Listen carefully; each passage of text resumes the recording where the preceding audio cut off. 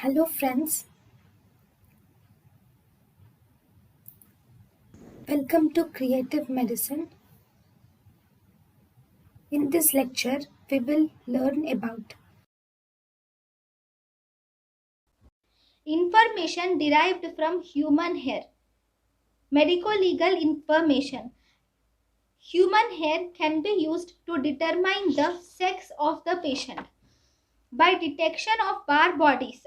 Bar bodies in hair follicles are seen in females up to the extent of 29 plus or minus 5%. Some authors say it is 70%. In males, these bar bodies can be seen to the extent of 7%. Determination of age. We can say we can say that the hair is of a newborn or infant or adult. We cannot determine the age with the help of human hair.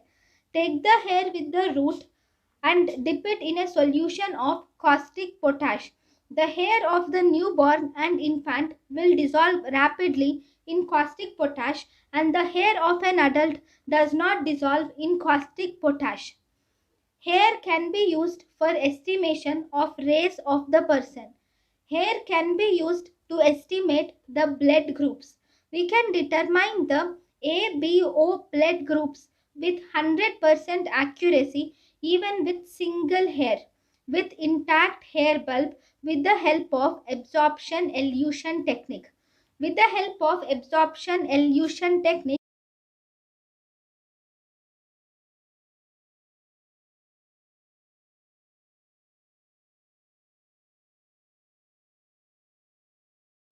we can detect the ABO blood grouping with even single hair with intact hair bulb. Poisons. Heavy metal poisons like arsenic, mercury, lead can be detected from hair. It is found that by hair analysis of Napoleon, it was confirmed that Napoleon was suffering from chronic arsenic poisoning. 6. Identification. Though hair with the help of hair, we can identify a person by two ways. One, DNA analysis is a very important good DNA analysis, very good sample. Uh, Hair is a very good sample for DNA analysis as it resists putrefaction. When hair is subjected to neutron activation analysis, it detects trace elements of any substance. When hair is subjected to neutron activation analysis, we will find 18 trace elements. It is found that no two individuals have the same concentration or quantity of all 18 trace elements. Levels of trace elements, these 18 trace elements in the hair by neutron activation analysis helps in identification of the person.